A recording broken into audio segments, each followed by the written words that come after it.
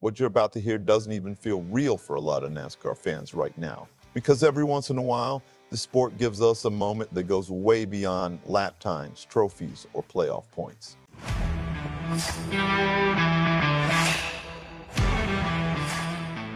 It hits something deeper. And this week, Austin Dillon just delivered one of the most emotional tributes we've seen in modern NASCAR history. I'm telling you right now, this wasn't just some generic social media post. This was personal. This was raw.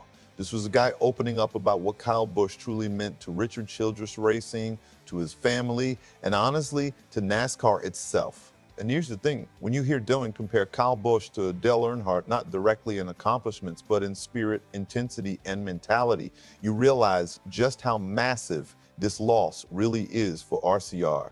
Because for years, Kyle Busch wasn't just another driver in the garage. He was the villain, the guy everybody hated racing against because deep down, they knew he was probably the best driver on the track. And now, suddenly, NASCAR fans are looking back at everything he brought to the sport, everything he brought to RCR, and everything this garage may never truly replace. And hey, real quick, if you are a true NASCAR fan like me, go ahead and drop a like and subscribe to the channel. NASCAR Nation News is just getting started. We are pushing for our next subscriber milestone, and it's all about real talk from fans who live this sport every week.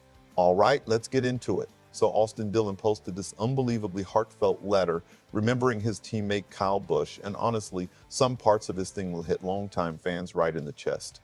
Because Dillon starts by talking about growing up around Richard Childress Racing during the Dale Earnhardt era. Think about that for a second. This is a kid who literally grew up watching Dale Earnhardt dominate the sport, driving the number 3 car for his grandfather's team. To Austin Dillon, Dale wasn't just a driver, he was larger than life. A superhero. And when Earnhardt died in the 2001 Daytona 500, it changed RCR forever. That organization spent decades trying to get back to that same level of fear, swagger, and championship intensity. They had good drivers come through the doors, Hall of Famers even, but according to Dillon, there was always one guy out there that felt different, Kyle Busch. And I'm just going to say it straight, hearing an RCR driver openly admit that Kyle Busch was the guy everyone feared, that says everything. Dillon flat out said that whenever Busch showed up in the Truck Series, everybody felt like they were racing for second place. That's not hype, that's reality. Kyle Busch absolutely owned NASCAR's lower series for years. And if you watched during that era, you know exactly what Dillon is talking about. Those rowdy restarts, unreal. The aggression, unreal. The ability to drive loose race cars harder than anybody else, unreal. You either love Kyle Busch or absolutely could not stand him, but you respected him, you had to. And what makes this story even crazier is the history between Richard Childress and Kyle Busch. NASCAR fans remember the tension, remember the drama, remember that famous moment when Childress literally confronted Busch after a truck race in 2011. These two guys were competitors to the core. But Dillon reveals something fascinating in this letter. Underneath all that rivalry, Richard Childress respected Kyle Busch more than almost anyone. That's why when Busch became available in 2023, Dillon says bringing him to RCR was a no-brainer. And honestly, he was right, because the second Kyle Busch arrived at Richard Childress Racing, the entire organization felt alive again. Free wins in his first 15 races, immediate speed, immediate confidence, immediate belief. It felt like old school RCR had finally returned. And here's where the emotional weight of this whole thing really starts to land. Dillon said his grandfather started saying things like, "He's the only guy I've ever seen drive like Dale." Think about how huge that statement is coming from Richard Childress. Nobody gets compared to Dale Earnhardt inside that organization. Nobody.